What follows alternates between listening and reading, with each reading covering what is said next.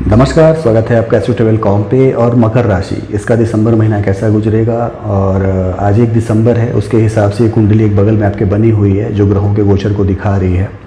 तो इनका ही कैसा गुजरेगा आने वाला पूरा महीना, उस पर ही आधारित वीडियो है। देखा जाए तो मकर राशि जो होती है शनि से प्रभावित राशि होती है, और दिसंबर के महीने में 2 ग्रह ऐसे हैं जो इन्हें हर तरह से सारी सुख और सुविधाएं देने जा रहे हैं। और दोनों ही ग्रह जो हैं मकर राशि वालों के लिए बड़े ही विशेष होते हैं। और यदि आप मकर लग्न के या राशि के हैं तो ये दोनों ग्रह ही कहीं न कहीं से राजयोग सृजित करते हैं आपके लिए। तो दोनों ग्रह इस समय गोचर में बड़े ही अच्छे चल रहे हैं। और देखा जाए तो ये जो है आपको कहीं न कहीं से हर वो चीज़ देंगे जिसके लिए कि आप बहुत काफ़ी दिनों से प्रयासरत थे और उसको पाना चाहते थे किसी भी तरह से। तो दिसंबर का महीना मकर राशि वालों के लिए बड़ा ही खास होने जा रहा है। आइए देखते हैं कि कौन से वो 2 ग्रह हैं और संपूर्ण गोचर जो है वो कैसा रहेगा आपके लिए पूरे दिसंबर के महीने में। देखा जाए तो एक सबसे अच्छा योग जो है वो मालव्य योग बना हुआ है और पूरे महीने भर बना रहेगा। दशम भाव में तुला राशि का शुक्र, ये एक राजयोग कारक ग्रह है मकर राशि वालों के लिए। देखा जाए तो पंचम का भी लॉर्ड होता है और दशम का भी लॉर्ड होता है, और दशम भाव में ही बैठा है। साथ ही साथ शनि को देखा जाए तो शनि अपनी खुद की राशि में यानी कुंभ राशि में बैठा हुआ है आपके सेकेंड हाउस में। तो ये देखा जाए तो एक बड़ा ही एक अच्छा योग कह सकते हैं, जो कि शनि और शुक्र जो है ये दोनों ही ग्रह ऐसे हैं जो कि मकर राशि वालों के लिए दिसंबर महीना बड़ा ही खास बनाने जा रहे हैं। साथ ही साथ बृहस्पति को यदि देखा जाए तो बृहस्पति जो है वो 4th हाउस में है, मंगल की राशि मित्र राशि में है। ये भी एक बड़ा ही अच्छा संयोग बना हुआ मकर राशि वालों के लिए। ओवरऑल देखा जाए तो मकर राशि का ये दिसंबर महीना जो है ये बड़ा ही एक शानदार फल लेके आ रहा है। राहु और केतु को यदि हम बात कर लें तो आपके तृतीय भाव में राहु तृतीय भाव में बड़े अच्छे फल देता है, और केतु जो है वो भाग्य भाव में, ये दोनों ही यहाँ बने रहेंगे।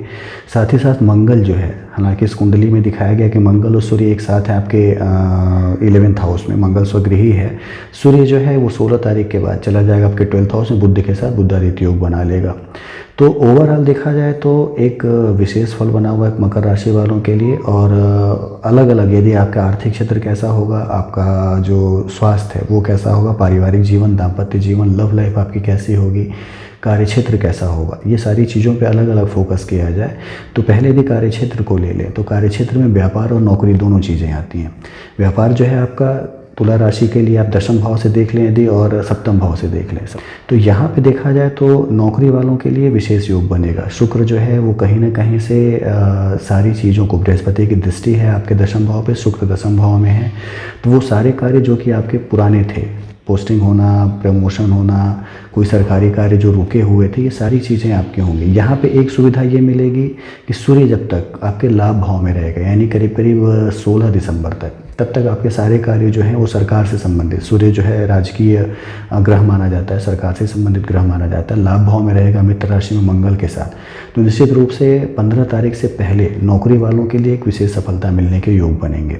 यदि वो लोग अपना पूरा प्रयास करते हैं तो पदोन्नति पाना और ट्रांसफ़र होना और सैलरी बढ़ना, ये सारी चीज़ों के लिए प्रयास कर सकते हैं, उन्हें अच्छी सफलता मिल सकती है 15 दिसंबर से पहले, खास तौर से जो नौकरी वाले लोग हैं। साथ ही साथ देखा जाए कि जो व्यापार वाले लोग हैं तो यहाँ का जो लॉर्ड है 7th हाउस का चंद्रमा है, 2 दिन पे गोचर करता रहता है, लेकिन फिर भी देखा जाए तो व्यापार वालों के लिए एक विशेष सफलता मिल सकती है। कहीं भी किसी पाप ग्रह की दृष्टि जो है वो कहीं से भी प्रभावित नहीं है 7th हाउस पे, तो निश्चित रूप से व्यापार वालों के लिए भी एक अच्छी सुविधा मिलेगी कह सकते हैं। और शुक्र जो कि मालव योग बनाया हुआ है, शनि जो है वो अचल संपत्ति के भाव में बैठा हुआ है, तो व्यापार से भी आपको लाभ होने की संभावनाएं जो है ये बढ़ जाएंगे यहाँ पे। अब चंद्रमा जब भी शनि के साथ जाएगा 1 दिन 2 दिन के लिए तो थोड़ा मानसिक टेंशन दे सकता है। चंद्रमा जब भी आएगा आपके 6, 8, 12 भावों में तो भी मानसिक टेंशन दे सकता है।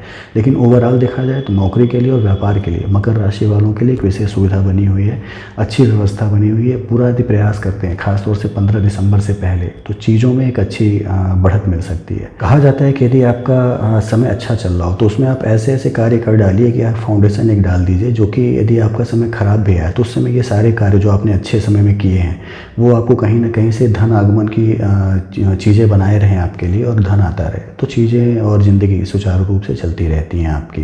तो ये था व्यापार और नौकरी वाले लोगों के लिए। यदि स्टूडेंट्स के लिए यानी छात्रों के लिए देखा जाए तो बहुत ही सुंदर योग बना हुआ है। देखा जाए तो बृहस्पति सुखेश है, पंचमेश इसका लॉर्ड जो कि विद्या का है, बुद्धि का है, कंपटीशन का, आपके पढ़ाई लिखाई का भाव है। इसका लॉर्ड दसम भाव में कर्मेश में बैठा हुआ है और निश्चित रूप से देखा जाए तो मंगल की जो दृष्टि है वो कहीं ना कहीं से पंचम भाव पे, लाभ भाव पे पड़ रही है। तो वो लोग जो कि कंपटीशन से रिलेटेड काम करने वाले थे, वो लोग जो है अच्छी एक सुविधा पाएंगे कह सकते हैं। यदि पढ़ाई लिखाई में यदि कोई अपना कंपटीशन वो दे रहे थे तो मान के चलिए कि एक अच्छी ऑफ़र उनको मिलने की संभावनाएं जो है इस समय प्रबल है। शुक्र जो है वो सारी चीज़ें देता है तो निश्चित रूप से देगा ज़रूर।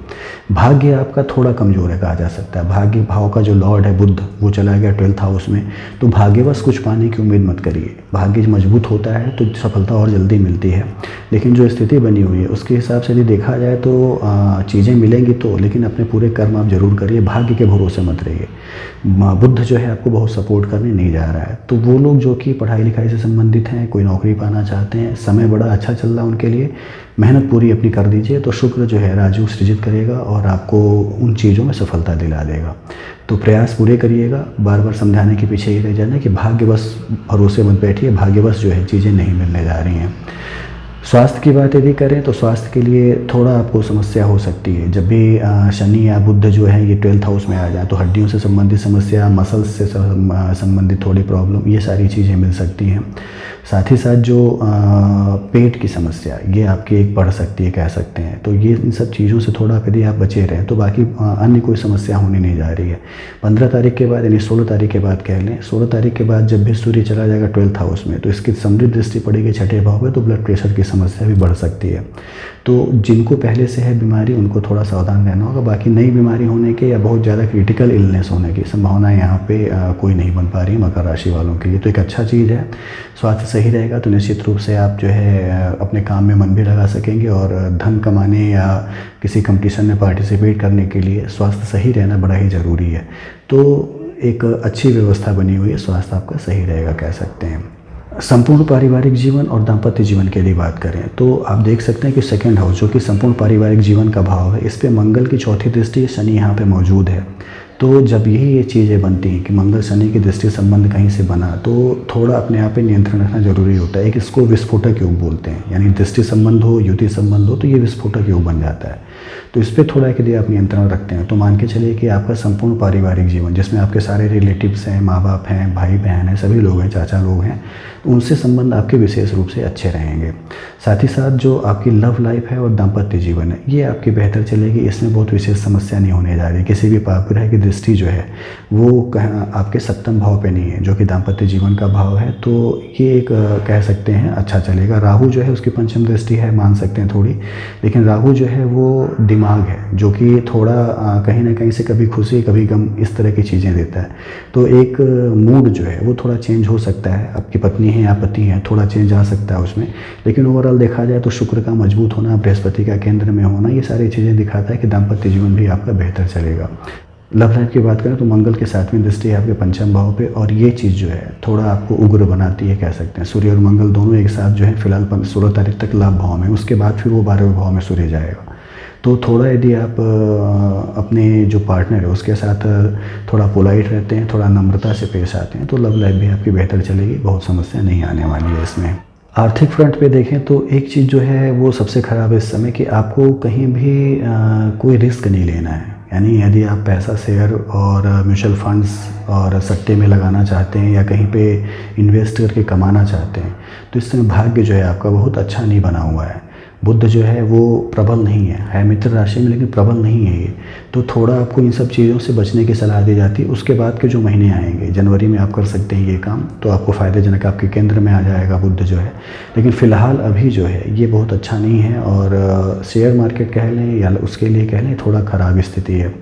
आर्थिक रूप से मजबूती आपको मिल सकती है यदि आप ज़मीनों में पैसा इन्वेस्ट करते हैं। मंगल जो है लाभ भाव में और मंगल जो है वो ज़मीन का ही प्रतीक है।